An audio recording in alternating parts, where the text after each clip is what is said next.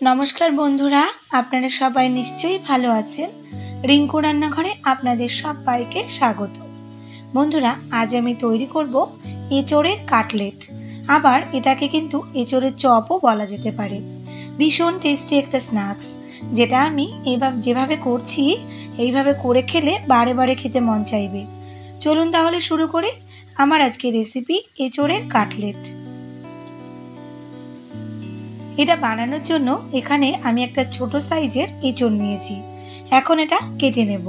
কাটার আগে বটিতে এবং হাতে একটু তেল মাখিয়ে নিয়েছি, তারপর হলুদ জলের মধ্যে কেটে রেখে দিয়েছি। এতে এর মধ্যে যে আঠা থাকে সেটা একদম কেটে যাবে।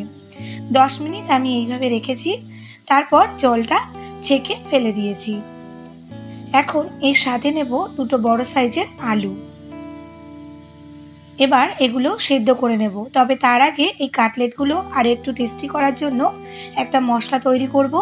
এখানে আমি নিয়েছি 1 চামচ ধনে, 1 চামচ জিরে, 1.5 চামচ মৌরি, 1 চামচের একটু কম গোলমরিচ, 5-6টা এলাচ, দুটো ছোট দারচিনির টুকরো। এখন এগুলো সব শুকনো খোলায় ভেজে নেব। প্রথমেই শক্ত মশলাগুলো নেড়ে নিচ্ছি, সাথে দিয়েছিলাম 4টে শুকনো লঙ্কা। 10 সেকেন্ডের মতো শক্ত মশলাগুলো ভেজে নিয়ে তারপর ধনে, জিরে, মৌরি একসাথে ভাজবো যতক্ষণ না সুন্দর একটা গন্ধ ছড়ায়। তারপর একটু ঠান্ডা করে নিয়ে গুঁড়ো করে নেব। এবার ওই কড়াইতেই আমি দিয়েছি 1.5 লিটারের মতো জল। জলের মধ্যে আলু, এঁচোড় একসাথে দিয়ে দেব। সাথে আমি দেব সামান্য পরিমাণে হলুদ। আপনারা চাইলে একটু লবণও অ্যাড করতে পারেন। হলুদ জলের সাথে মিশিয়ে এবার এটা ঢেকে মিডিয়াম টু হাই ফ্লেমে এটা সেদ্ধ করে নেব। 15 মিনিট পর আমি এই ঢাকনাটা তুলে নিচ্ছি। মাঝে একবার আমি এটা নেড়ে চেড়ে দিয়েছিলাম এবং দেখুন এতেই কিন্তু সম্পূর্ণ এঁচোড়টা খুব সুন্দরভাবে সেদ্ধ হয়েছে। এখন জলটা ছেঁকে এঁচোড়গুলো এবং আলুগুলো একটা পাত্রে নামিয়ে নেব।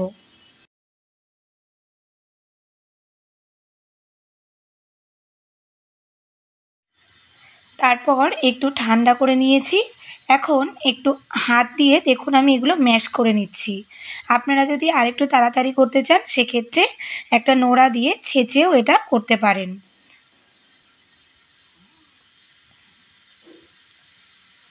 সবটা করে ফেলেছি। এঁচোড়টা পুরো সুন্দরভাবে দেখুন ম্যাশ করা হয়ে গেছে। এখন আমি আলুগুলো হাত দিয়ে এটা ম্যাশ করে নেব।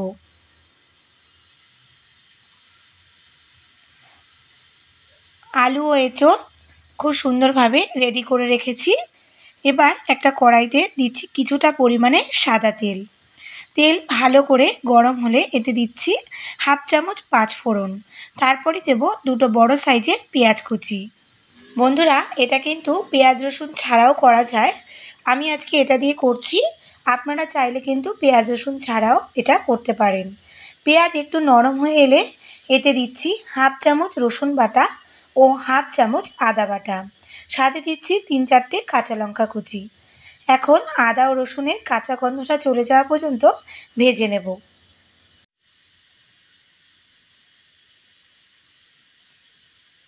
1-1.5 মিনিটের মতো আমি এটা ভেজে নিয়েছিলাম এবং কাঁচা গন্ধটা চলে গেলেই এতে আমি এঁচোড় ও আলু সেদ্ধটা দিয়ে দেব।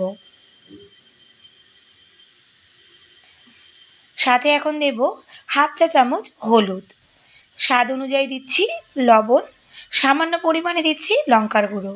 ঝালটা কিন্তু অবশ্যই আপনাদের স্বাদ বুঝে দেবেন, কারণ প্রথমে কিন্তু আমি কাঁচা লঙ্কা কুচি দিয়েছি এবং যে ভাজা মশলাটা করেছি তার মধ্যেও কিন্তু শুকনো লঙ্কা আছে। এখন এইভাবে আমি মিশিয়ে নিয়েছি একদম লো ফ্লেমে। এবার সবশেষে এতে অ্যাড করছি 1/2 বাটি চীনাবাদাম কুচি, মুখে পড়লে ভালো লাগবে তাই। সাথে দিয়েছি ভাজা মশলার গুঁড়ো, যেটা আমি আগে থেকেই করে রেখেছিলাম।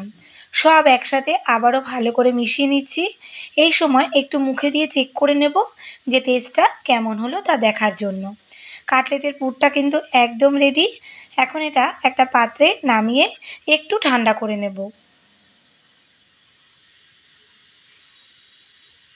এরপর হাতের মধ্যে অল্প অল্প করে নিয়ে একটা গোল মতো শেপ করে নেব। দেখুন বন্ধুরা, ভিডিওতে নিশ্চয়ই আপনারা দেখতে পাচ্ছেন আমি এটা কিভাবে করছি। আর কতটা সহজেই এটা বানানো হয়ে যাচ্ছে দেখুন। যেহেতু আলু দেওয়া আছে, বাইন্ডিংটা কিন্তু খুব সুন্দর হচ্ছে। ঠিক এইভাবে আমি বেশ কয়েকটা বানিয়ে নেব।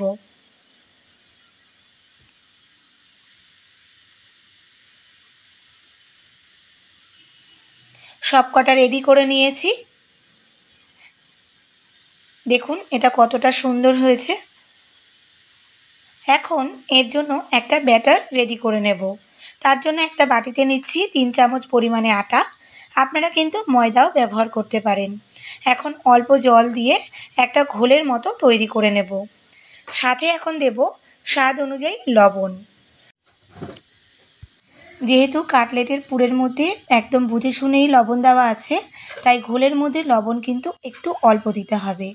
এরপর এক একটা কাটলেট নিয়ে ঘোলের মধ্যে মিশিয়ে তারপর বিস্কুটের গুঁড়ো মাখিয়ে নেব।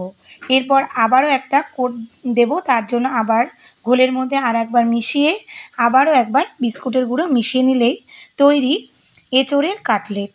আর এইভাবে দুবার কোট করলে ওপরটা কিন্তু খুব মুচমুচে হবে। দেখুন বন্ধুরা, আপনারা ভিডিওতে দেখতে পাচ্ছেন আমি কিভাবে এটা কোটিং করছি।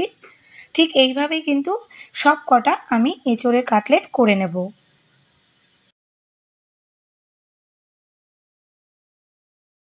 বন্ধুরা, আপনারা যদি চান এইভাবে আপনারা একটা এয়ারটাইট কন্টেনারে করে ফ্রিজে রেখে তারপর কিন্তু যখন ইচ্ছে মন চায় এটা ভেজে খেতে পারেন।